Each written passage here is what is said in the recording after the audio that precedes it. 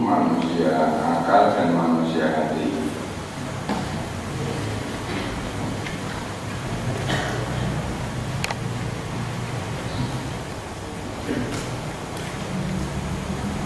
Dan ini merupakan keadaan-keadaan atau situasi peristiwa yang bisa mewarnai kehidupan kita setiap hari dan silih berganti. Kadang-kadang kita menjadi manusia seperti ini, kemudian kadang-kadang menjadi seperti ini hanya mengandalkan akal pikiran saja, dan kadang-kadang kita rindu untuk berbuat kebaikan. Inilah gejolak yang selalu ada di dalam diri manusia. Pergulakan, perjuangan, peperangan yang ada di dalam hati, yang oleh sementara pihak dinamakan jihad nafas. Mau tidak mau, suka tidak suka, kita akan selalu berganti kondisi hati kita. Karena memang di sana ada fa'alhamaha fujuraha wa taqwaha. Di dalam hati kita oleh Allah Subhanahu wa taala diberi potensi, winek, bibit untuk menjadi orang-orang yang bertakwa, untuk rindu berbuat kebaikan, dan juga ada potensi untuk berbuat fujur, berbuat maksiat, berbuat yang tidak baik. Kemudian ketika kita hanya menuruti seperti ini, akibatnya inna nafsa la ammaratun bisu.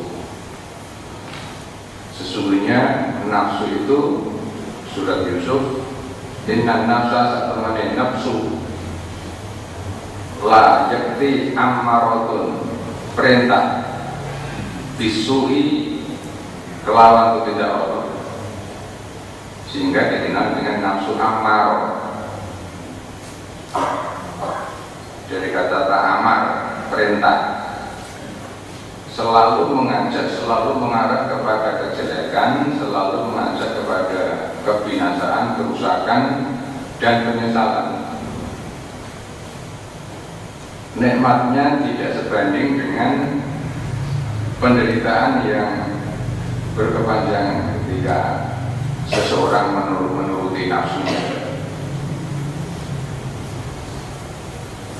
Sedangkan manusia akal hanya mengandalkan akal pikirannya.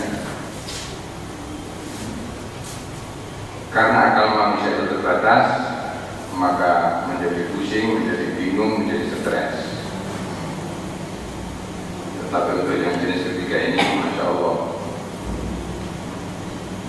selalu optimis dalam hidup, selalu tegar dan selalu ceria. Suka dan duka sama saja, sudah tidak berbeda lagi, karena disadari sesadar-sadarnya memang dunia sejak dulu sampai hari ini dan sampai kapanpun ya hanya seperti ini. Ketika suka tidak kebablasan, tetapi ketika duka juga dia yakin bahwa hujan pasti berhenti. Nggak ada hujan yang terus menerus, nggak ada. Badai pasti berlalu. Badai yang begitu dahsyat tidak mungkin berhari-hari, kecuali badai yang menimpa umat-umat yang dulu itu sampai 8 malam 7 hari, yang menerima kaum Samud, kaum Ad dan sebagainya.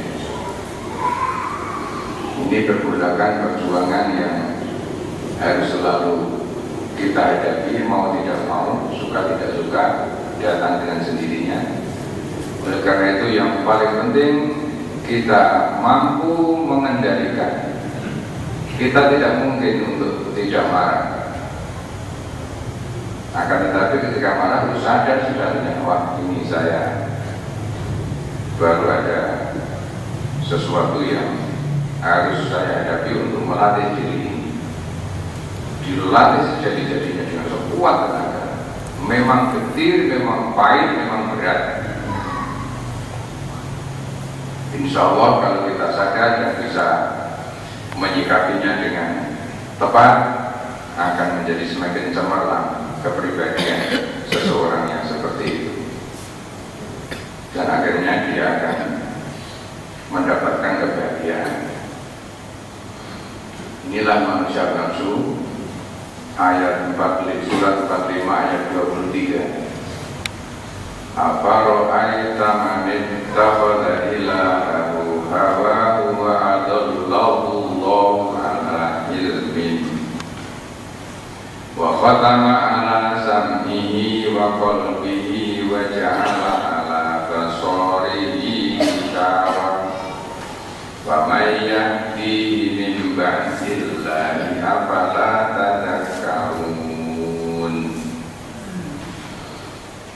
Apa ro'aita ahonoto fama pamongko ro'aita wiruh sopo siro. Tahukah anda, pernahkah anda memperhatikan man uwong ittakhadha kang dadekake ilahu ilahe hawahu hawa nafsuni. Pernahkah anda memperhatikan, pernahkah anda merasakan seseorang atau anda sendiri yang menjadikan hawa nafsumu menjadi Tuhan, menuhankan hawa nafsu? Keinginannya itu yang menjadi panglima, yang menjadi komandannya. Ingin itu tidak lama, tetapi butuh itu yang akan lama. Yang namanya ingin ketika sudah diperbudak keinginan, ya seperti anak kecil itu, pokoknya saya besok mau gulung guming. Ketika masih anak-anak ya gak apa-apa, karena memang dia masanya seperti itu. Wa adalla lan nyasarake ing man sapa Allah ala ilmin, berdasarkan ilmu Allah. Orang yang seperti ini Allah menyesatkan, tetapi sementara yang bersangkutan merasa mengikuti tren, mengikuti perkembangan, selalu mengikuti zaman, up to date, tidak menjadi manusia yang ketinggalan menurut perhitungannya. Padahal itu adalah kesesatan. Orang yang tersesat pasti tidak pernah merasa bahwa dirinya tersesat kalau sedang tersesat. Justru merasa benar, merasa beruntung, merasa berjasa. Wa khatama lan ngunci sapa Allah ala sam'ihi, atas pendengarannya dikunci oleh Allah sehingga sudah tidak bisa mendengarkan nasihat-nasihat. Orang ketika mengikuti hawa nafsunya, menuruti keinginannya, dikasih nasihat tidak terdengar. Wa qalbihi, dan hatinya juga dikunci mati oleh Allah sehingga lebih keras dibanding dengan batu, dibanding dengan gunung. Walau anna Qur'anan suyirat bihil jibal au qutti'at bihil ardu, ketika Al-Quran itu diturunkan kepada gunung, kemudian kepada bumi, kepada orang mati, maka Al-Quran itu, gunung itu akan luluh, akan menjadi lunak. Waktu batu gunung yang begitu keras ketika mendengarkan Al-Quran menjadi lunak, menjadi luluh lantak, menjadi berantak, menjadi hancur karena terharu oleh Al-Quran. Akan tetapi ketika hati sudah mengeras, bahwa kalau hijarati au asyadda qaswa, kerasnya melebihi batu, melebihi gunung.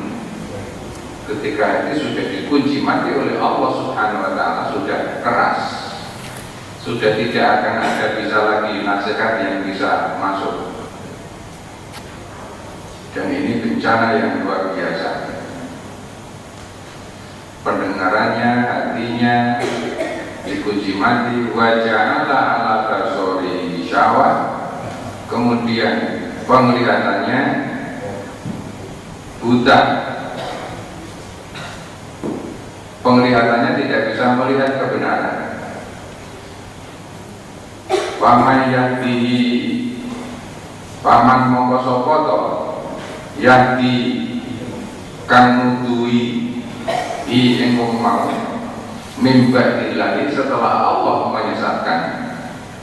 Ketika Allah sudah menyesatkan seperti ini, siapa lagi yang bisa memberi hidayah? Tentunya tidak ada. Apalah tadzakkarun, kenapa tidak kamu jadikan sebagai peringatan? Tidak dijadikan tadzakkur, peringatan-peringatan ketika kamu sudah memperhatikan orang-orang yang menjadikan hawa nafsunya menjadi Tuhannya. Artinya kita disuruh memperhatikan, disuruh belajar dari siapapun termasuk diri kita sendiri ketika sedang menuhankan keinginannya, diperbudak oleh keinginan, ingin tampil ngejreng, ingin tampil selalu beda, ingin tampak bugar, ingin tampak awet muda, ingin dan seterusnya.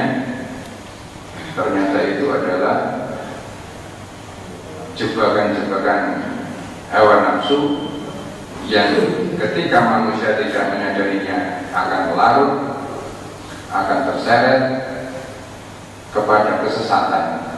Wa Allah, tersesat semakin jauh, semakin jauh, semakin jauh dari Allah Subhanahu wa Ta'ala, sehingga kepada kebenaran itu sudah tidak lagi menjadi prioritasnya. Yang penting keinginannya yang tercapai. Wa qalu ma hiya, ciri-cirinya wa qalu, dan mereka berkata ma hiya illa hayatuna dunia. Semua ini, kejadian ini adalah semata-mata kehidupan dunia. Hidup itu ya sekarang ini, mumpung kita masih hidup, mumpung ada kesempatan, maka kita gunakan sebaik-baiknya. Namun Tuhan ayah, hidup dan mati dan hidup, ya memang seperti ini. Kalau sudah hidup nanti mati, ya sudah. Kalau sudah mati, ya udah beres, semuanya sudah rampung. Wa mayuhibuna, dan tidak ada yang membinasakan kita illa dahar, kecuali waktu. Jadi nanti kalau waktunya mati, ya mati. Artinya sudah tidak ada masalah kehidupan di akhirat, mati ya sudah. Wa ma'lam bidzalika min ilmin, padahal mereka tidak tahu, tidak punya ilmu tentang kehidupan ini yang sebenarnya. Inhum illa yadunnun, tidak lain mereka hanya menduga-duga, mengira-ngira, kira-kira. Wa idza tutla alaihim ayatuna, dan ketika dibacakan kepada mereka ayat-ayat kami, Ketika ditunjukkan ayat-ayat Allah, ayat yang ada di Al-Quran dan ayat yang digelar di alam nyata ini, peristiwa-peristiwa ini, bayinat dengan cetawelo-welo, dengan jelas, maka hujjatuhum, alasan mereka tetap punya alasan, punya hujjah, punya dalil, illa qalu, dengan mengatakan uktu bi abaina in kuntum shodiqin. Baik, sekarang anda nanti sumber yang kehidupan akhirat, uktu tekakno bi abaina, simbah-simbah awake dhewe sing wis itu. Bapak-bapak kita yang sudah mati di mana sekarang? Enggak ada kan? Ya udah, sudah enggak ada, sudah mati ya sudah. Kalau memang mereka di sana menderita, tentunya juga balik lagi, nyatanya tidak. In kuntum shodiqin, kalau memang kamu orang yang benar. Jadi mereka tetap membela diri, tetap beralasan bahwa hidup itu hanya sekarang, sedangkan nanti sudah tidak ada lagi masalah. Dan itulah yang dinamakan sekulerisme, sekuler, yang menjadi soft power Yahudi. Targetnya tahun 2025 nanti untuk menghancurkan negara muslim terbesar di dunia, yaitu Indonesia, untuk memisahkan antara kehidupan dunia dan kehidupan akhirat. Jadi sudah tidak nyambung. Dunia ya dunia. Toh kalau di dunia ini mah ada agama, agama itu hanya sekedar untuk pupuk bawang. Jadi aku mengakui ketika kita ada sesuatu digunakan sebagai upacara patut-patut. Artinya dia tidak bisa dihadirkan untuk menjadi visi misi mengatur dunia ini. Itu ketika masih menganggap pentingnya agama. Dan ini arahnya ke sana kan, sehingga nanti ketika KTP itu kalau agama sudah betul-betul dihilangkan, ya sudah. Sehingga nanti ketika orang mau menikah, tidak ada urusan masalah agama ini. Orang enak, yang penting senang bersenang, suka sama suka. Nah, ketika agama itu sudah tidak ada, terus ini nikahnya sopo, kudu kawan ada orang Islam, tapi udah benar kok. Berarti kawan nanti nganggur, ya nganggur. Kalau nganggur, ya sudah ditutup saja. Arahnya orang-orang sekuler seperti itu. Sebagaimana di negara lain saat ini, ketika orang melamar pekerjaan itu jenis kelamin tidak boleh dicantumkan. Ketika melamar pekerjaan, jenis kelamin ikut lamaran tidak dicantumkan. Ini untuk memenuhi hak asasi manusia dengan sepenuh-penuhnya haknya. Artinya misalnya ada lowongan bekerja di tambang batu bara, misalnya yang pekerjaannya butuh tenaga yang kuat, ya tidak masalah, karena tidak ada jenis kelamin, ya semuanya berkesempatan. Tidak beda-beda, ini kerjaan laki-laki, ini kerjaan perempuan, tidak boleh dibeda-bedakan. Itulah yang namanya kesetaraan gender. Jadi semuanya harus bisa mendapatkan haknya sepenuh-penuhnya, tidak dibatasi. Pekerjaan apapun, maka siapapun boleh mengerjakan, tidak dipilah-pilah. Kalau zaman-zaman dulu yang mereka katakan zaman yang masih belum maju, ini pekerjaan kaum perempuan dan ini kaum laki-laki. Nah, perjalanannya nanti arahnya ke sana. Goro-goro ittakhadha ilahu hawa, menjadikan hawa nafsunya menjadi Tuhannya, menuhankan hawa nafsu. Kalau mereka seperti itu, barangkali juga memang dia tidak punya pedoman. Tetapi ketika orang Muslim, kita punya ayat, wa ma ubarri'u nafsi innan nafsal ammaratun bis-su'i illa ma rahima rabbi. Kita tidak boleh melepaskan, membebaskan hawa nafsu, tidak boleh. Nabi Yusuf, saya tidak pernah membebaskan, melampiaskan hawa nafsu kami. Ketika di rumah hanya berdua dengan lawan jenis, pintu sudah ditutup, kisah Nabi Yusuf pada waktu itu. Tetapi Yusuf sadar bahwa mau nafsu, saya tidak boleh membiarkan, melepaskan nafsu saya, karena inna nafsal ammaratun bisu, hawa nafsu itu potensinya atau wataknya selalu mengajak kepada kerusakan, kepada kehancuran.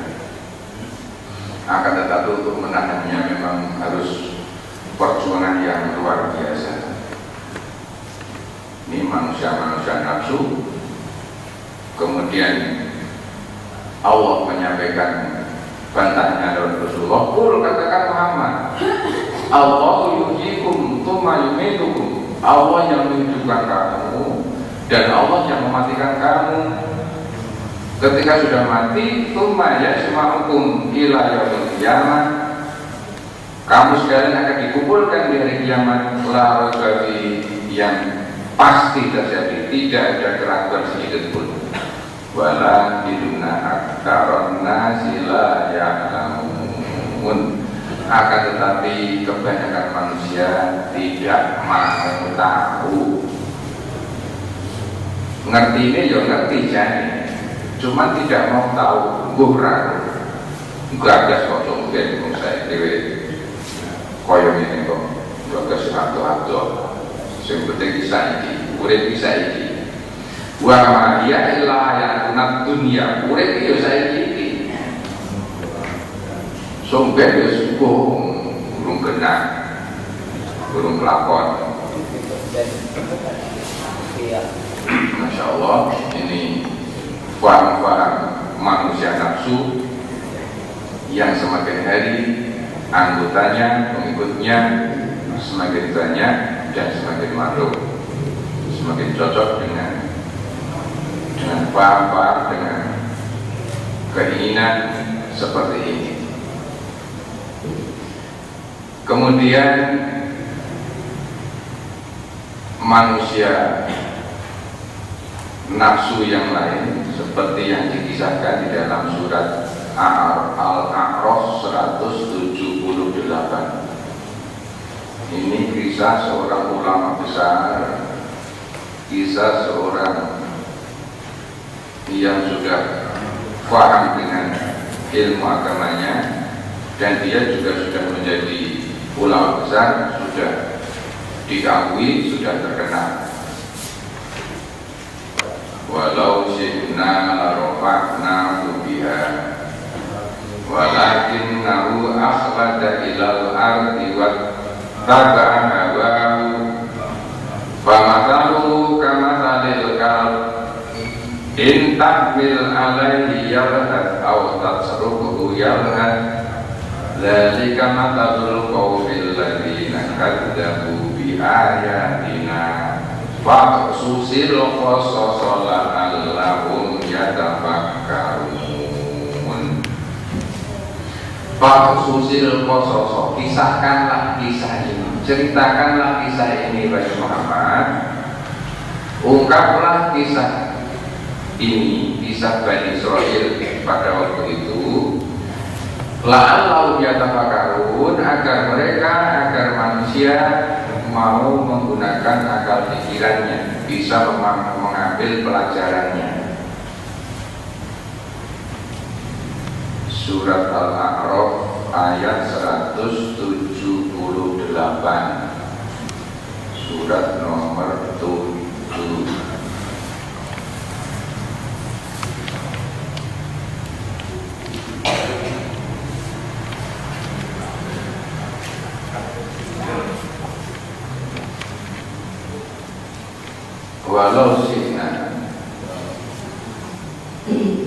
jika kami kehendaki, la rafa'nahu, sungguh kami angkat dia, biha dengannya.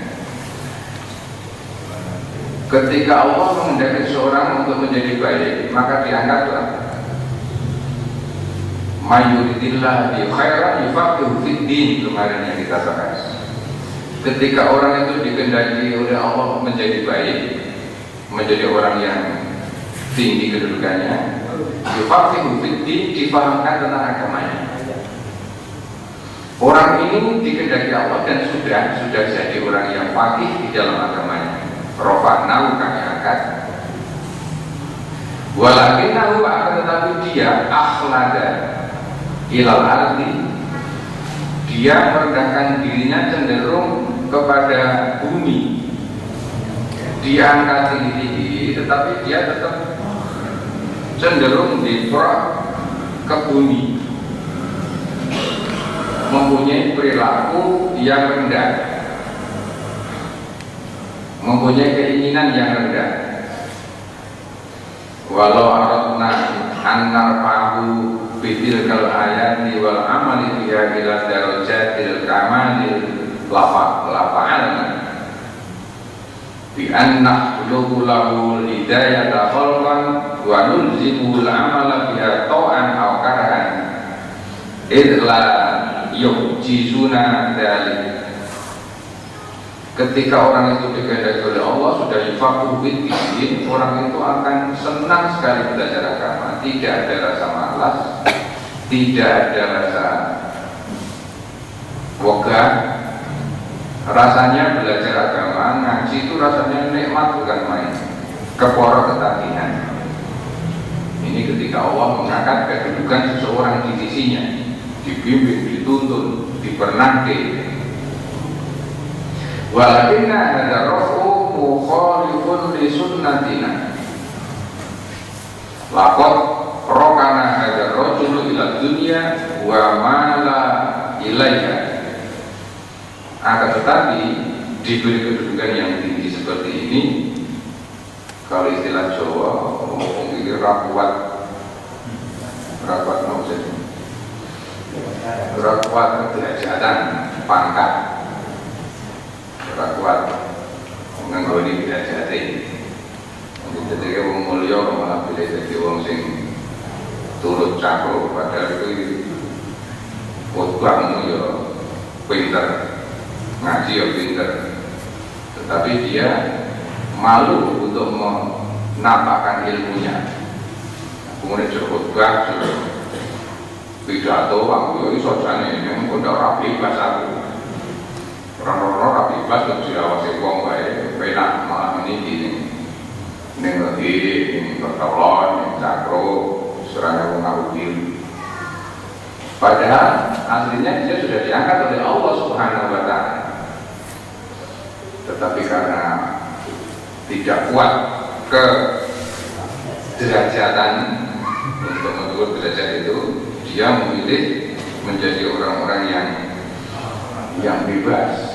Dan kadang-kadang seperti ini, kadang-kadang juga menghantui kita, Bapak Ibu yang harus kita cermati. Jadi awal ini dia ada mau ngapek, orang malah susah. Mau tidak kutu tidak apek terus, sudah dia terus, sudah raiso nyelala, sudah raiso sulumetan. Padahal sebetulnya sudah punya ilmunya. Ini kadang-kadang juga menghantui kita waspadai. Akan tetapi dia cenderung ke tempat-tempat yang rendah, wattabahu goro-goro, mengikuti hawa nafsunya, mengikuti keinginannya, mengikuti hobinya. Nah, kalau sudah hobi itu orang yang tidak kuat akidahnya, tapi yang seneng kuyu ngisi. Pernah suatu ketika ada seorang ketemu dengan seorang medok putrinya sekolah pulang. Putrinya itu pakaiannya berjilbab, anggun rapi, bapaknya yang medok itu mungkin nyamplong tas, di sini pancing bapaknya. Pakaiannya juga seadanya itu, kalau sekadar dirinya, kemudian Pak D. Wah, misal mulai bareng anak udah mulai kok makan mancing. Lah wong seneng aku ibu iki kok. Mau hiburan aku mancing iki, wong arep hiburan liyane yo ora seneng ya supaya iki. Setelah direnungkan oleh orang tua, oh ya benar gitu loh. Anak-anak yang sekolah itu kok pandangannya uangnya lira gitu. Pakaiannya ya pakaian khusus ya bersih bapak rapi kok itu aturan sekolah. Nenek bongso tidak kegiatan-kegiatan ibadah, masya Allah, oh ya benar kok. Bapak Eko yang ngomong hari-harinya di rumah seperti itu. Pak Matalu orang yang seperti ini gambarannya kamatalil kalbi seperti anjing. Masya Allah, Al-Quran ini luar biasa. Ini saking gemesnya mungkin dengan orang-orang seperti ini. Sampai Al-Quran mengatakan orang yang seperti itu adalah kamatalil kalbi seperti anjing. In tahmil ala yalhas aw tatruhu yalhas. Anjing itu adanya hanya menjulurkan lidahnya, semalat-malat itu warak, ya malat-malat, melah, ya malat-malat. Jadi nggak ada syukurnya, terus nggak pernah ada puasnya, selalu terus menuruti keinginannya.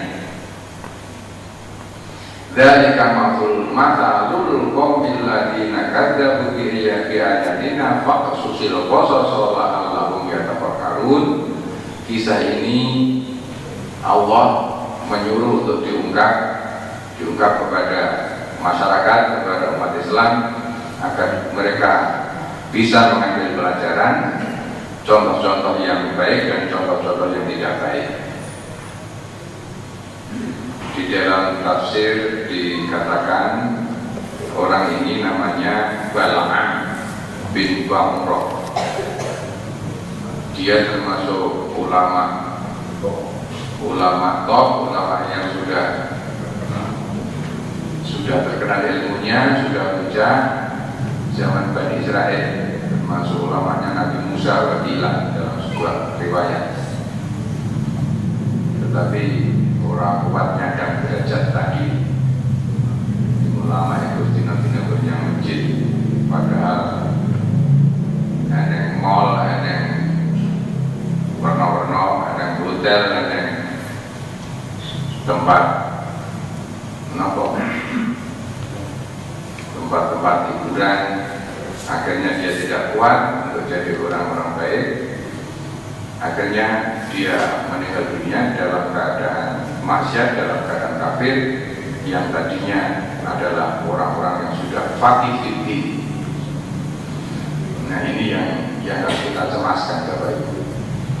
Yang harus kita cemaskan, yang harus kita takutkan dalam hidup ini, karena kita tidak tahu bahwa tadi ada taksi bugoda. Kita tidak tahu apa yang akan terjadi kepada diri saya ini besok hari.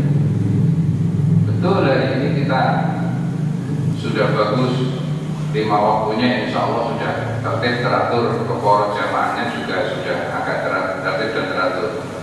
Tetapi kita harus cemas, harus takut, harus khawatir apakah ini bisa bertahan sampai akhir hayat nanti. Ini harus kita waspadai terus diri kita masing-masing. Karena contoh-contoh yang seperti itu Al-Quran sendiri yang menyampaikan agar kita hati-hati. Dengan kata lain, jangan sampai kita menganggap diri kita ini orang yang sudah sik ibadahnya sudah baik, karena merasa baik, merasa sudah beres, sehingga tidak berat-beratnya atau dengan mudah membaca atau membicarakan sahabat-sahabat teman-teman kita yang ibadahnya belum bagus. Ini yang harus kita hindari, karena kita tidak tahu yang sekarang ibadahnya belum bagus, siapa tahu nanti di akhir hayatnya Allah menjadikan dia menjadi orang yang husnul khotimah, seperti kisah wanita nakal yang memberi minum anjing di padang pasir itu. Karena Allah itu yahdi man yasha wa yudillu man yasha, memberi hidayah kepada siapa pun yang dikehendaki dan menyesatkan kepada siapa pun yang dikehendaki, sehingga kita tidak boleh berpuas-puas ketika kita sudah berada di jalan yang menurut ilmu kita sementara ini sudah benar. Kita harus mengkhawatirkan nasib kita nanti di akhir hayat. Imam Ghazali pernah menyatakan, bertanya kepada muridnya, apakah yang paling berat di dunia ini, apakah yang paling ringan di dunia ini, apakah yang paling kuat di dunia ini, dan seterusnya. Memberikan pelajaran kepada murid-muridnya. Menurut beliau, yang paling berat di dunia ini bukan mengangkat beban, bukan mengangkat benda-benda yang berat, tetapi yang paling berat adalah menjaga amanah. Sedangkan yang paling ringan adalah meninggalkan sholat. Jadi ketika meninggalkan sholat itu ringannya bukan main, tidak ada rasa salah, tidak ada rasa kecewa. Sedangkan yang paling kuat, kekuatan yang paling dahsyat adalah hawa nafsu kita. Sehingga untuk melawan hawa nafsu kita butuh tenaga yang lebih kuat, butuh energi, butuh kekuatan ruhiyah yang lebih kuat untuk membendung hawa nafsu kita. Dan itu akan bisa kita hadapi dengan agak ringan, agak mudah untuk melawan hawa nafsu itu ketika kita berada di lingkungan yang mendukung, ketika kita bergaul dengan orang-orang yang sudah bisa mengendalikan hawa nafsu, ketika kita berteman dengan orang-orang baik, dengan orang-orang soleh. Insya Allah itu akan lebih ringan untuk melawan hawa nafsu kita yang begitu dahsyatnya, begitu hebat kekuatannya. Tapi kalau kita terjerumus bergaul dengan orang-orang yang memang bergelimang di situ, kita pasti akan larut untuk mengikutinya. Ini juga merupakan perjuangan yang tidak ringan. Kemudian manusia jenis yang berikutnya adalah manusia akal, yang hanya menggunakan pertimbangan akal semata. Wa jazaa'u sayyi'atin sayyi'atun mithluha. Ini manusia akal. Tetapi manusia hati, faman afa wa aslaha fa ajruhu 'ala Allah. Inna Allah la yuhibbul zalimin. Surat 42 ayat 40. Manusia akal selalu mempertimbangkan pertimbangan yang menurut akal itu memang masuk, alias masuk akal, logis. Wa jazaa'u lan piwales sayyi'atin, kejelekan, balasannya sayyi'atun, kejelekan misluha, yang sepadan. Aku diantar, ya tak antar berhenti loh. Itu logis, masuk akal. Aku ditanya kok, kalau diantar kok menang wae, penaan loh. Ya aku sih, tak aku sih berhenti. Diuriin, tak uri berhenti.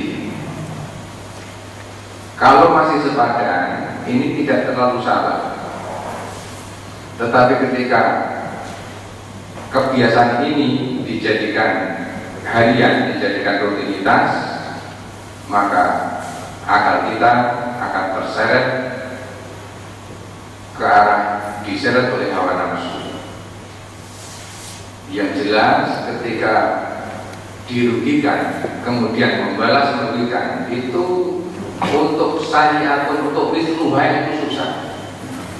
Untuk membalas dengan yang sepadan, yang setimbang itu susah sekali.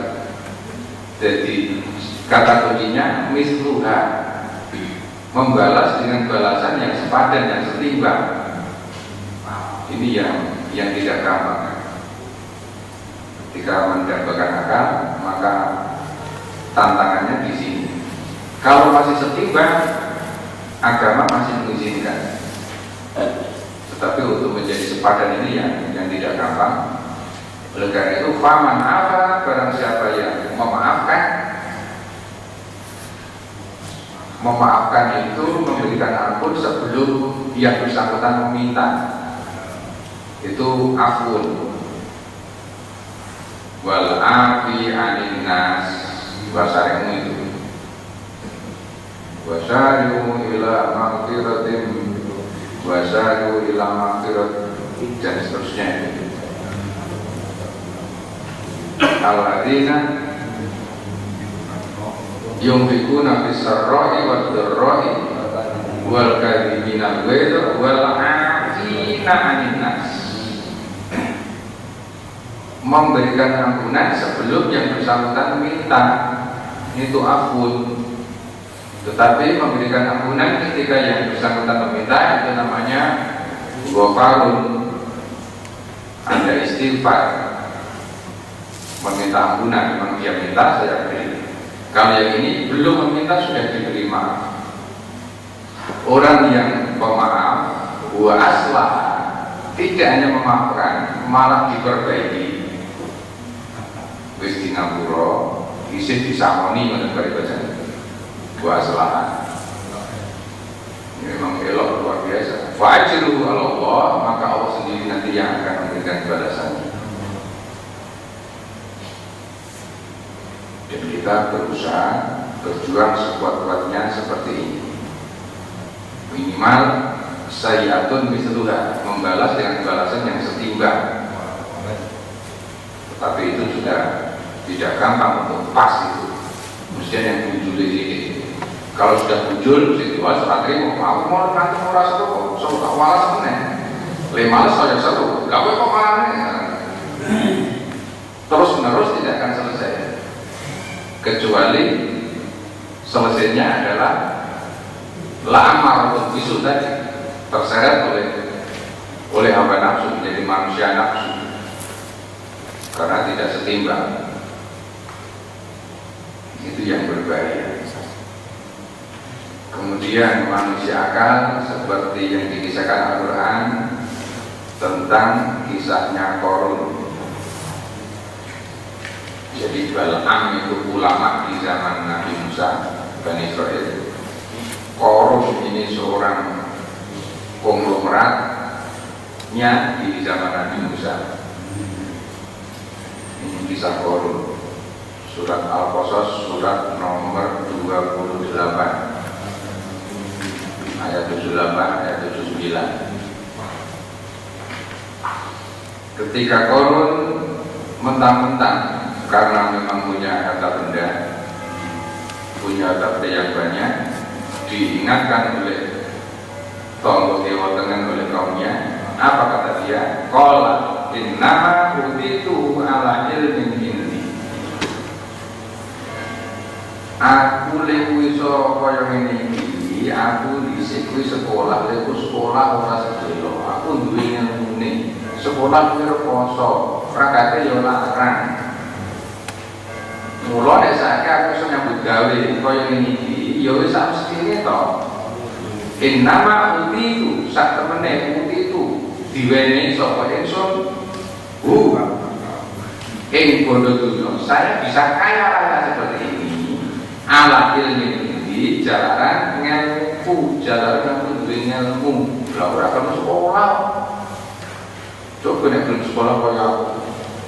Nah kok ben ngomong dia apa digunakan kok sore rumah pun kayak dewi ya masuk akal kayak dewi. Kemudian meraihnya dulu juga dengan susah payah. Ketika sudah memiliki, digunakan semua maunya, sesuka-sukanya, karena memang itu miliknya sendiri menurut dia, diperoleh dengan susah payah. Kemudian ketika ada orang yang mengingatkan, merasa tidak berhak mengingatkan karena yang diperoleh adalah hasil jerih payahnya sendiri. Ini manusia nafsu dan manusia akal belum selesai. Insya Allah nanti kita bahas lebih lanjut. Pangajak dengan harapan untuk menjadi pelajaran, menjadi pengendali diri kita di zaman yang seperti ini, yang kebanyakan beberapa kita hanyalah menuruti, minimal menuruti akal, tetapi yang maksimalnya sampai terseret hawa nafsu kita bisa diselamatkan oleh Allah Subhanahu wa Ta'ala. Terima kasih, waktunya sudah sampai.